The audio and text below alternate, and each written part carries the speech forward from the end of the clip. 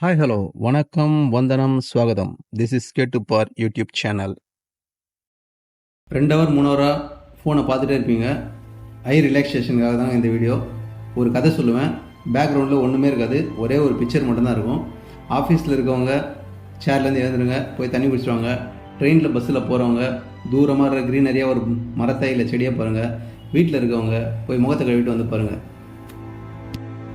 வாங்க இப்போ வீடியோக்குள்ளே போவோம். எப்பொருள் யார் யார்வாய் கேட்பினும் அப்பொருள் மெய்ப்பொருள் காண்பது அறிவு.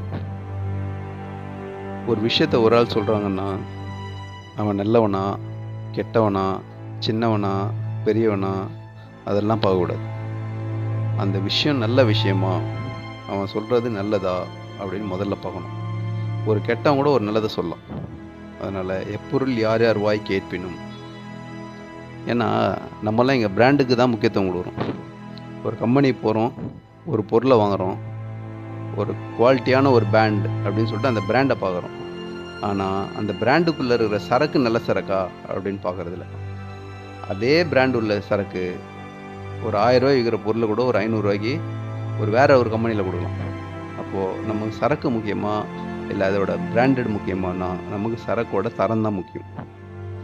இதே மாதிரி தான் கண்ணதாசன் ஒரு காலேஜுக்கு பேச போனார். எல்லாரும் அந்த காலேஜில் இருக்கிற முதல்ல எல்லாம் அந்த காலேஜ் பசங்க ஸ்டூடெண்ட்ஸ் எல்லாரும் ஒரு கவிதை சொல்கிறாங்க. கண்ணதாசன் கீழே உட்காந்துட்டு இருக்காரு, இன்னும் மேடை ஏறல. எல்லாரும் கத்தி ஒரே ஆர்ப்பாட்டம் பண்ணி ஆர்வாரம் பண்ணுறாங்க. இப்போ கண்ணதாசன் மேடை ஏறுறாரு. இப்போ மேடை ஏறி இப்போ பேச போகிறாரு. இதுக்கு முன்னாடி பேசுனவங்க எல்லாம் ராக்கெட் அடித்தாங்க, கல் விட்டாங்க, பேப்பர் அடித்தாங்க. பசங்க யாரும் மூட இல்லை, எல்லாம் பேசுனவங்களாம் திரும்பி மாட்டாங்க. இப்போ கண்ணதாசன் பேசுகிறாரு. கண்ணதாசன் பேசுனா எல்லாம் ஒரே கிளாப்ஸ் அந்த கவிதைக்கு. அப்போ கண்ணதாசன் சொல்கிறாரு, இந்த கவிதை என்னோடது இல்லை, இதுக்கு முன்னாடி பேச விடாமல் தடுத்து ஒருத்தனை கீழே அனுப்புனீங்க பாருங்கள், அவனோட கவிதை தான்.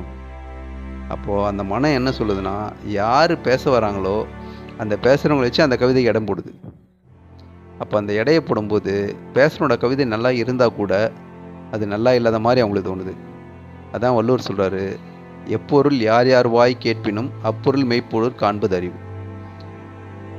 அந்த விஷயத்தை யார் சொல்கிறாங்க, அதில் உள்ளுணர்வு என்ன, உண்மையாக என்ன இருக்குது அப்படின்னு சொல்லிட்டு நம்ம முதல்ல பார்க்கணும்.